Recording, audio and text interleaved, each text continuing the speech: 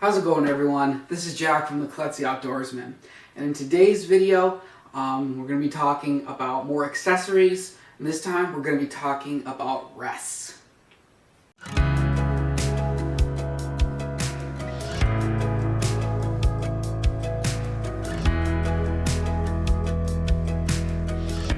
Okay, so this is the second part of this sort of accessorizing your bow series and this is kind of this part of a bigger playlist called How to Buy a Bow, and this is really talking about accessorizing your bow, what accessories you should go for, what makes one better than another for you.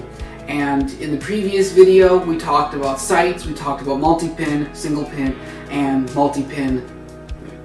I think I got that wrong. We talked about fixed pin, multi-pin sights, single pin sights, and then multi-pin slider sights. So if you want to check that out, I've got a link in the description for that video.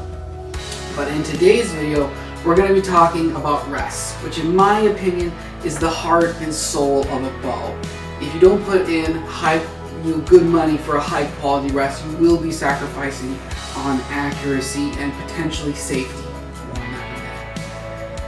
So there are two kinds of rests for hunting on the market. Hey guys, so this is post original filming, and in the editing process I realized I forgot a key product, and that is the full containment style rest. Basically what that is, think of like a whisker biscuit. So what that is, it has these really stiff bristly hairs that basically fully contain the arrow in the rest. And the big upside to those style of rests is that they cannot move anywhere. They could be spotting and stalking. They're not going to be going anywhere. For a kid, really good product because they learned how to pop it in there. They don't have to flip anything up. They can fiddle around with it because kids' form is absolutely garbage when they start off. The arrows are not going to be going anywhere. They're also relatively inexpensive, which is great if you're getting into it or if you're trying to save a little bit of money on your bow setup. Big downside to that style of rest is that, like with a whisker biscuit, which is the most popular style full containment rest, the arrow has to pass fully through it, and especially the fletchings have to fully pass through it. So the rest is interfering with the fletchings a little bit. For short ranges, it really doesn't matter that a whole lot. You will be losing a few feet per second, but again, it doesn't really matter a whole lot, but you could be losing a little bit of downrange accuracy at those longer ranges. So that's just something I want to throw in there, just because I forgot about it. The first one is a cable-driven rest. So this is my previous bow. This is an Elite Impulse 31. I got a Matthews Verdicts, and that has a Hamskea limb-driven rest on there. But this bow has a cable-driven rest, and I'm just going to leave this on here, and I'm going to eventually turn this bow into my backup bow. But the cable-driven rest is a very popular rest. It's a really solid choice if you're wanting something very simple. The big upside to a cable-driven rest is that most of them are preloadable. So the nice thing about that is if you are spotting and stalking or a tree stand hunter, you can just have that arrow already loaded up, ready to go. It's already, this is a Fuse Ultra Rest. It is the exact same thing as a QAD Ultra Rest. In fact, QAD makes these for Fuse. So it's the exact same. So like I said, that's the nice part about these rests, is that you can preload it. That way your arrow is rip-roaring, ready to go in the moment of truth. How most of these rests work is that, kind of step up for you, this is tied into the bottom or the downward cable, and how this works in the down position is that when you draw the bow back, this cable gets pulled and then pulls the rest to a perfect 90, and then when you shoot, it falls away. Now when you preload it, You can set it up, and then as you draw the bow back, this cable gets pulled, pulls the arrest to a perfect 90, and then when you fire, falls, just like that.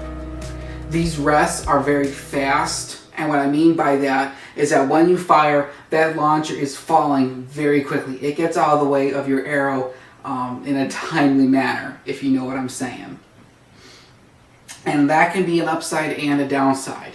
When we're talking about accuracy, when you take a look at target rests, they don't really move a whole lot. They support the arrow all the way through flight, so that stabilizes the arrow more than a drop away rest. That's why I see a lot of target archers use just those little blade rests made out of spring steel. Supports the arrow going down as much as possible, so you're going to be getting a bit more accuracy from that. In a hunting situation though, it really doesn't matter a whole lot about how fast the launcher is. You might be gaining a little bit more accuracy with a limb-driven rest, being that the launcher stays up for a bit longer.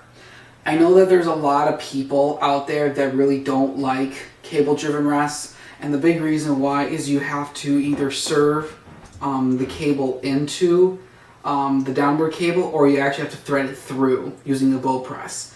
And when you're in the backcountry stalking, if this cable gets clipped, you're kind of SOL in that situation, because you can't just grab some D-loop material and then tie it to your bottom or top limb, make it tight, and you're good to go, like with a limb-driven rest. That's what I would say will be pretty much the only downside to these. If you are going to be going for a cable-driven rest, I would highly recommend the QAD brand. They have had a very good track record with being reliable, and you definitely want to put in a little bit extra money to ones that stay up even if you let down. I'll show you what I'm talking about here. So I'm going to draw this bow back, I'm at full draw, the rest at a perfect 90, I'm just going to let her down, and the rest just stays up. That's really important, because if you can't handle drawing down the bow in a controlled manner, with some of the rests, like the cheaper ripcords, this will fall, and what will happen is that arrow will slam into the shelf and it'll typically bounce out. That can pose a little bit of a risk, especially if you have a broadhead on there. You could risk getting something on your harness, you could cut yourself, your arrow could fly off. And if you have to draw down because that elk is not stepping past that little pine tree, it's just not a very good situation. It can be unsafe, and it could spook game. So if you are going to be going with a cable-driven style rest, definitely try and find something where the launcher stays up, even if you draw the bow down. Alright, so this is my Matthews Verdicts. This is my primary bow. It is not all quite set up right now, but I am ready to shoot with it. This has a Hamskea Hybrid Hunter Pro. Okay, this is a limb-driven style rest, and basically it has a cable that is attached to the rest, and it goes down and is tied to one of the limbs. With these Hamskeas, you can actually attach it to either the bottom or the top limb. Some limb-driven rests have got to be either tied to the bottom or the top. It just really depends on the style. It really doesn't make a whole lot of difference. How these work is that when the bow is in a static position, when it's not being drawn, this stays taut, and there's a little spring in there that only activates as the bow is drawn, and that will actually lift up the launcher. Now, the really big upside to a limb-driven rest is if something should happen to this cord right here. This is basically just, you could easily make this out of D-loop material. So when you are in the backcountry, have a little possibles pouch that has everything you need to work on your bow. A little bit of serving, some D-loop material, a set of Allen keys for your sight, your rest, or whatever. And if something should happen, if this gets clipped, all you have to do is thread it through this little spring, go down, tie it to the bottom of your limb, make sure it's tight, draw the bow back, make sure the launcher is coming up at the right time, and you're back in business. Super simple. Now with these Hamskeas, they do have this little spring mechanism. This is basically just to kind of absorb some of the shock. You don't need this to actually use it, but if you are, I would highly recommend using it just because it absorbs some of the vibration, some of the shock going to the rest. And you might think that this gets stretched out, but you really have to reef on it so to really stretch this out. And Hamskea provides another spring whenever you buy these, just in case you do happen to stretch it out. One other thing to consider when you're looking at rests, with this Hamskea Hybrid Pro, the reason why I got the Pro over the regular one is that the Pro is micro adjust. You have no idea how awesome it is to have a micro adjust rest until you actually buy one. It's really important for tuning through paper, but it makes it even more convenient, makes it a lot more user friendly when you're broadhead tuning. If you guys have ever tried broadhead tuning with something that is a manual, kind of like that QAD I showed you, we have to crack it loose, kind of tap it or move it. You can move it too much, not enough, and then you're off center. It makes for a long afternoon of trying to sighten your broadheads with your field points. Don't get me wrong, QAD does make micro adjust rests out there. The Integrate Matthews rest is micro adjust that has single click adjustments. That's really, really nice. These are just a little dial, but just having that micro adjust makes life so much easier.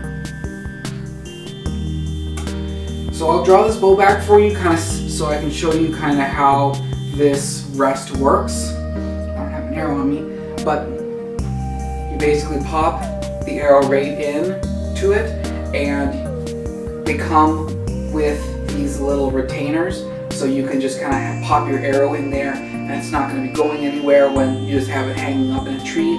These Hamskeas are full containment. Their arrow isn't going to be coming off the shelf. There's no way for it to actually go anywhere, which is nice. Basically how this works, like I said, you just draw the bow back, poof, it's up, and then when you draw down, the launcher just falls. Very simple. So I'm going to talk a little bit about brands, what you should look for, what you shouldn't look for, and like I said, you want to put in good money when it comes for rests. It's the heart and the soul of the bow. It is the part that is contacting the arrow. And my two favorites are by far the Hamskea for a limb-driven rest, and then for a cable-driven, definitely stick with the QAD brand. You definitely want to stay away, in my opinion, this is just small YouTuber's opinion, I would stay away from ripcord. There's a lot of guys out there who kill a lot of animals with ripcord rests, and that's fine, but I've just heard too many stories of having the launcher fail on them on ripcord, so I would definitely stay away from them. I already kind of mentioned, I think it's called the Code Red.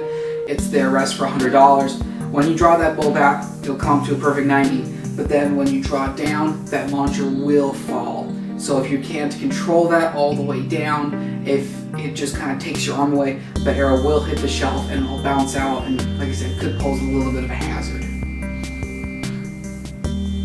For limb-driven, Hamskea is definitely my favorite. They're bomb-proof, they're super easy to work on. Vapor Trail makes a decent product. They are a loud rest. We will add some bow noise just by having that rest on there, so keep that in mind. The old Trophy Taker Smackdown, to the best of my knowledge, they have gone really downhill since they started manufacturing them in China. So if you can find an older rest, they're good stuff. Some of the newer products are, subpar in my opinion. There are a lot of other products out there on the market. Those are just a few of the popular ones. Like I said, can't go wrong with Hamskea, can't go wrong with QAD. Okay guys, so that's been our little discussion about rests. I don't think there's really a right or wrong answer, cable driven versus limb driven. I think they're both great options. If you enjoyed watching this video, give me a thumbs up. If you want to see future content, be sure to hit that subscribe button. Got a lot of more ideas on videos coming up. Thanks for watching everyone. Really appreciate it.